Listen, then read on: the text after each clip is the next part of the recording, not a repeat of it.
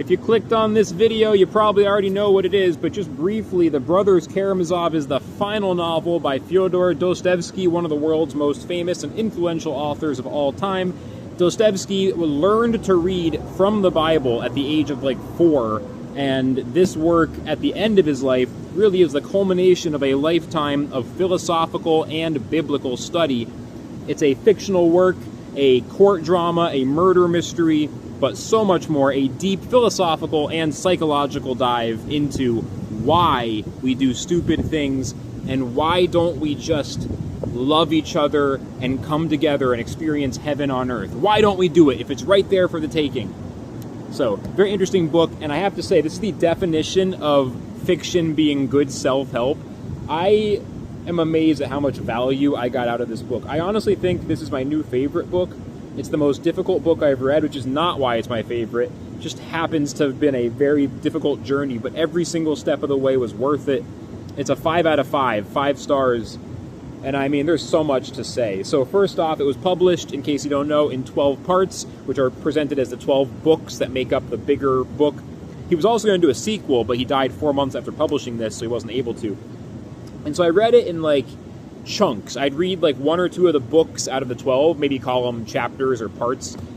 And then I would take a break, read some other stuff, and then come back. Because it takes a lot of work to really, like, pay attention. A few things about the book is that it's very dialogue-heavy. Long amounts of dialogue, almost theatrical. You can imagine it being like acted out.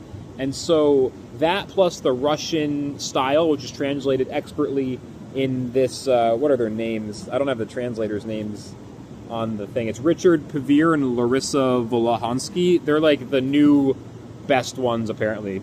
I've been reading their translations for Dostoevsky. Anyway, I'm rambling.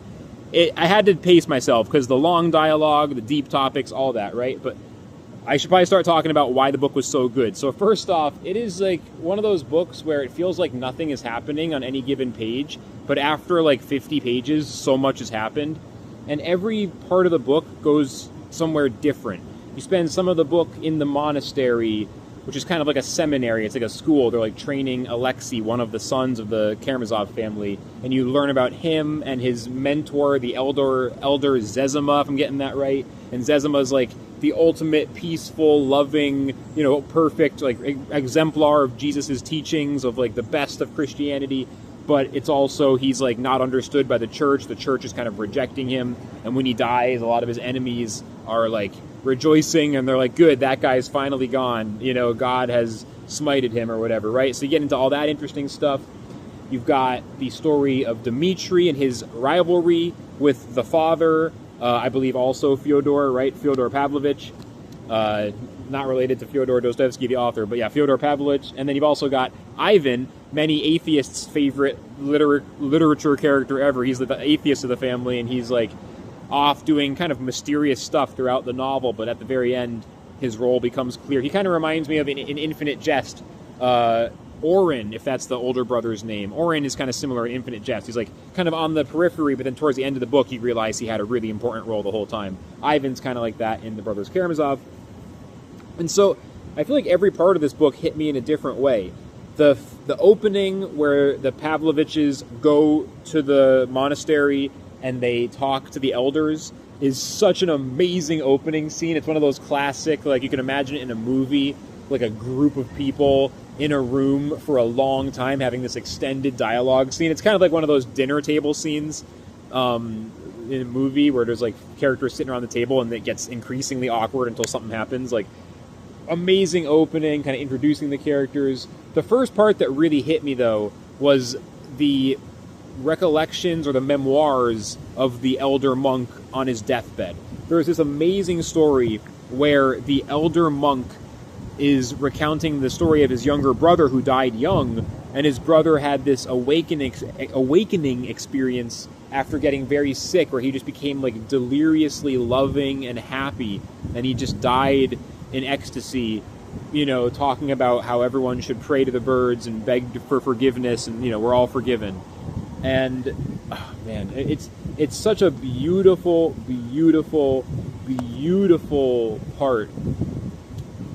And sometime after reading it, I had an experience which I don't even know if this is the video to go into it, but I had like a sort of enlightenment experience, basically, where I was making some friends, getting out of isolation. It was before I started this channel. Some of the stuff I talk about on this channel is based on the experiences I was having during the time 6 months ago or so when I'm talking about this.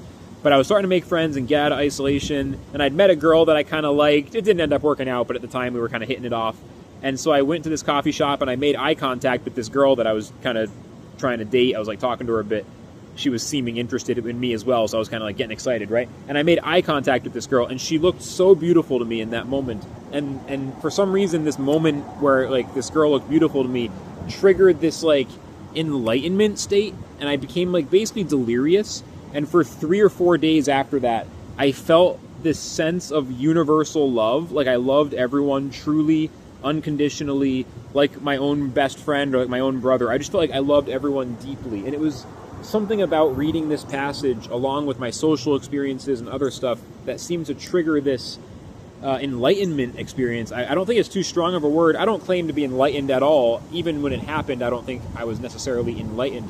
But I did feel fully present with no anger, not even no feelings of division whatsoever for like 3 or 4 days straight, and then I kind of came back to reality. It wasn't sustainable. I mean, it was like a kind of unhealthy, right? I probably could have, if I was like that for too long, I don't know, I might like just run out of money and go crazy. I don't know what I'd do. Would I even be working? But I think it had something to do with that Zezima section, if that's his name, the elder monk. I'm just going to read from the very back of the book. Just this is part of that part. So here's what it says. Anyone, even a wicked man, can love by chance. My younger brother asked forgiveness of the birds. It seems senseless, yet it is right, for all is like an ocean. All flows and connects. Touch it in one place, and it echoes at the other end of the world. Let it be madness to ask forgiveness of the birds. Still it would be easier for the birds, and for a child, and for any animal near you, if you yourself were more gracious than you are now, if only by a drop. Still it would be easier. All is like an ocean, I say to you. Tormented by universal love, you too would then start praying to the birds, as if in a sort of ecstasy, and entreat them to forgive you your sin.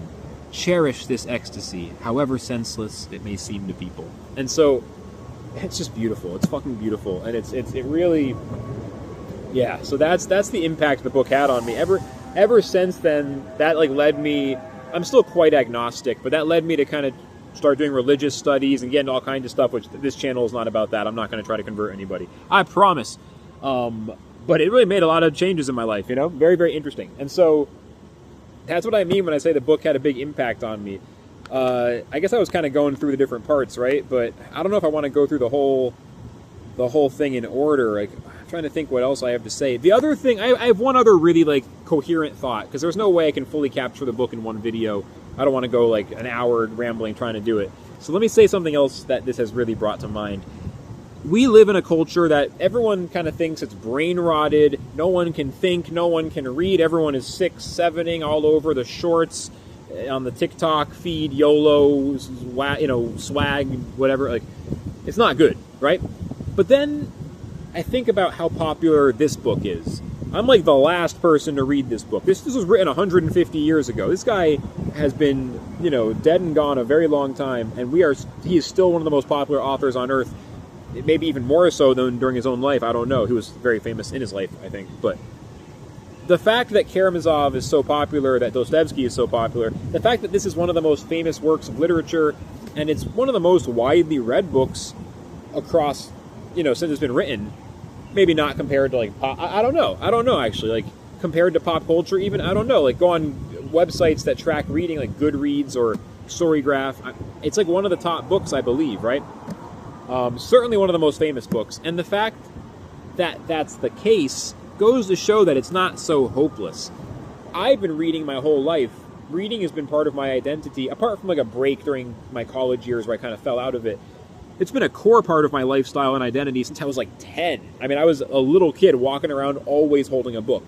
And for me at 35, I find this difficult and challenging still. And it's 800 plus pages, and it's so much, right? And so the fact that it's the most popular book, one of the most popular books of all time, says something.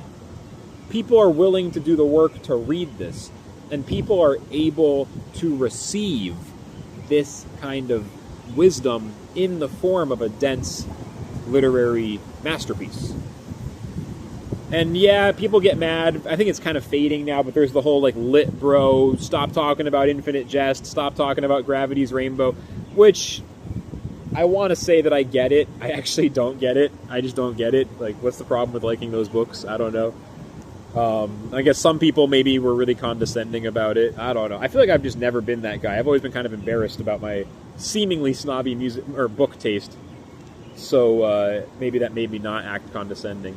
I'm losing track of my topic. Point is, people got kind of mad about the lit bro. Like, everyone stop talking about Infinite Jest. No one cares. But I think everyone agrees. For one thing, I think everyone is starting to agree Infinite Jest is great. But besides the point, everyone agrees Karamazov is great. It's popular. It's not just men or just women or just Christians or just atheists or just this or that or, you know, English or Russian. It's a worldwide phenomenon. Everyone loves this thing. And I think that just gives me hope for humanity.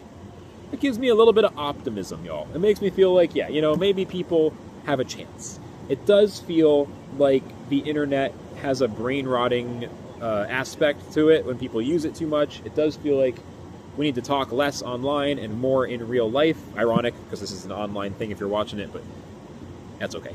We'll do it.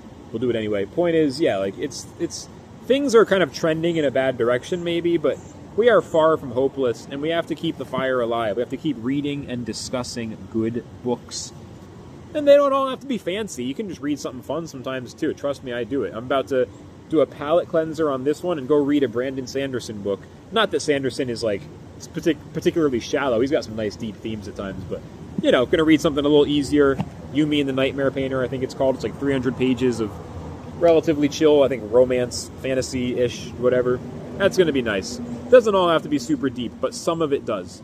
And Brothers Karamazov, my new favorite book, I think. I don't think that's too much of a statement. It's definitely in the top something. I think it's my new favorite.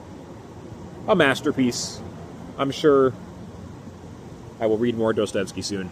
Thanks for watching, y'all. I'll see you next time. Bye-bye.